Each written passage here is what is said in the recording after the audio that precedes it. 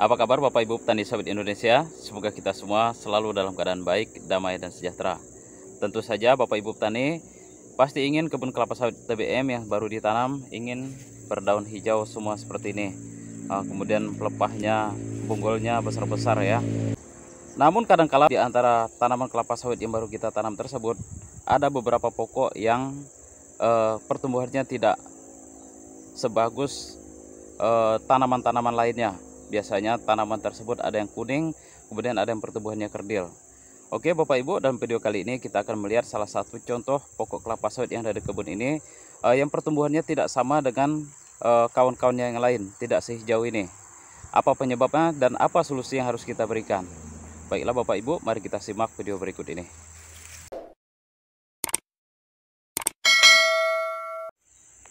Oke Bapak Ibu petani sawit Indonesia, nah ini salah satu kebun kelapa sawit yang kita tanam satu hamparan ya di sini.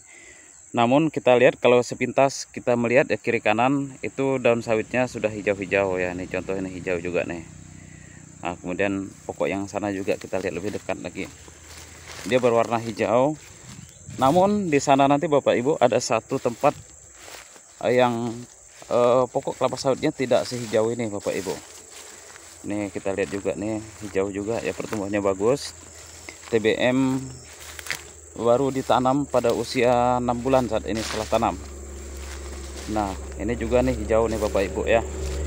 Nanti kita lihat di depan sana, kita akan menuju satu pokok kelapa sawit yang dia tidak hijau Bapak Ibu, tidak hijau tetapi dia kuning pucat. Kita akan melihat apa penyebabnya nanti dan apa solusi yang harus kita buat. Ini yang hijau juga Bapak Ibu ya, kita menuju ke situ. Ini kebun ini pernah saya upload di video sebelumnya juga Bapak Ibu tentang sawit TBM pada usia tanam 5 bulan waktu itu kita review. Oke, di depan sana kita lihat ada satu pokok kelapa sawit yang pertumbuhannya tidak bagus. Ini masih hijau ya Bapak Ibu, padahal nih kita tanam di satu hamparan ini Bapak Ibu dengan topografi yang seperti ini. Tapi yang lainnya hijau, satu pokok ini dia berwarna tidak sehat gitu, kuning pucat. Nah ini juga nih hijau ya. Nah itu pokoknya Bapak Ibu. Nah yang sana, nah yang ini kita lihat hijau nih, tanahnya sama ya seperti ini. Yang lain hijau juga nih, nah, sebelah sana hijau. Nah cuma satu pokok ini dia seperti ini kondisinya Bapak Ibu. Nah nih, nah jadi kalau kita bandingkan dengan yang lain tadi, dia berbeda. Jadi warnanya agak kuning kepucatan. Nih kita lihat, kita putari, dan pertumbuhannya lebih kerdil Bapak Ibu dibandingkan yang kita lihat tadi. Contoh yang sebelah saja, tuh hijau bagus. Nah sementara yang ini seperti ini. Nah ini penyebabnya Bapak Ibu adalah karena lokasi titik tanam ini adalah berair Bapak Ibu ya. Jadi kita lihat ini sebelah sini kan ada air nih, becek.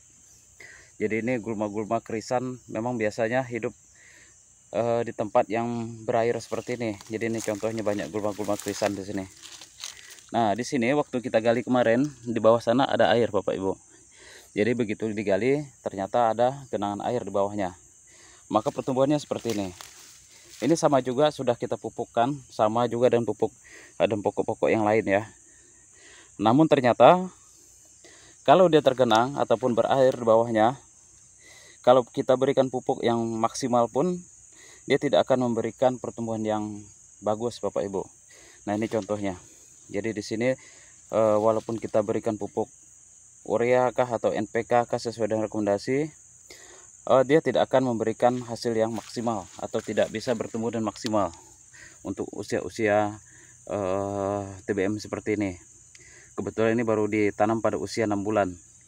Namun kita lihat memang tidak bisa maksimal pertumbuhannya. Jadi itu masalahnya Bapak Ibu. Jadi karena memang ada genangan air di bawah sana. Jadi waktu ditanam dulu, karena kebetulan saya tanam sendiri di sini, memang waktu saya tanam dia ada berlubang. Nah kemudian Bapak Ibu, apa solusi untuk mengatasi hal tersebut? Nah, jadi solusi yang mau saya buat hari ini nanti, saya akan melakukan pembuatan tapak timbun. Nah, tapak timbun itu artinya kita bumbun lagi piringan sawit ini lebih kurang semeter ke kiri, semeter ke kanan sini. Jadi lebih kurang 2 meter. Jadi kita ambil tanah-tanah dari kiri dan kanan atau sekeliling pokok ini.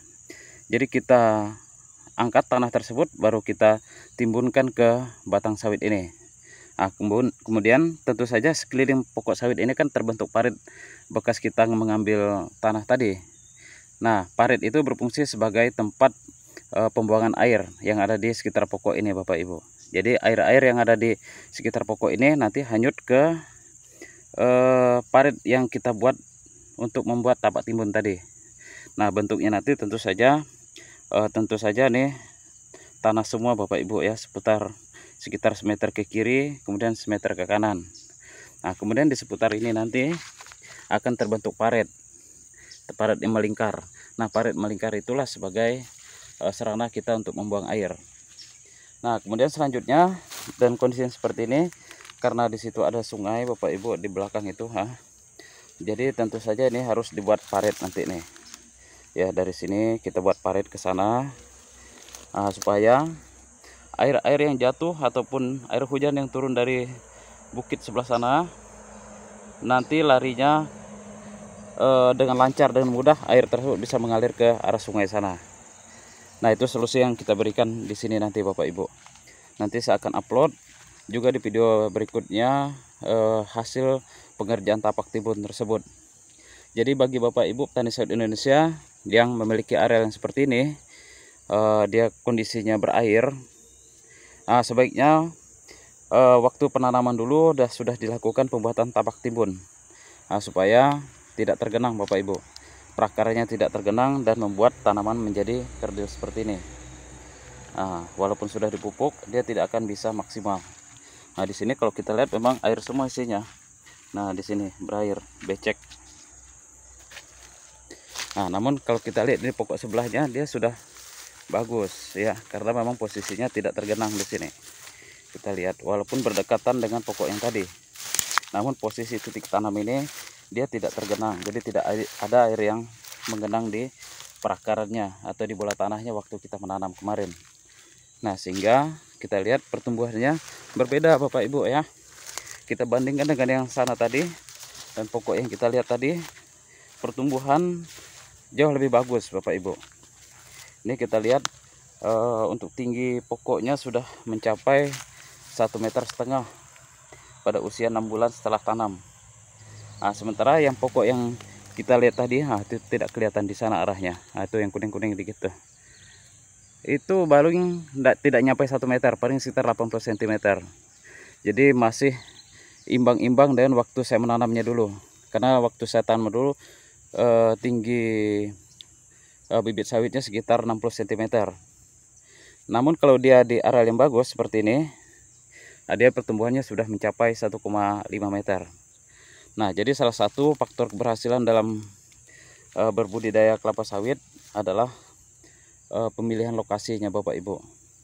Namun kadangkala kita tidak bisa memilih lokasi yang sesuai dengan harapan kita 100%.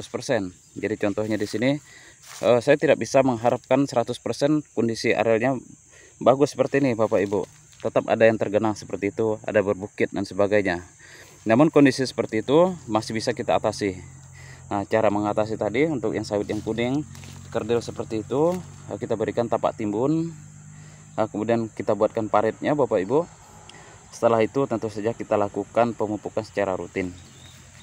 Oke, Bapak Ibu petani sawit Indonesia, semoga video kali ini bisa memberikan tambahan informasi bagi Bapak Ibu petani sawit Indonesia. Terima kasih.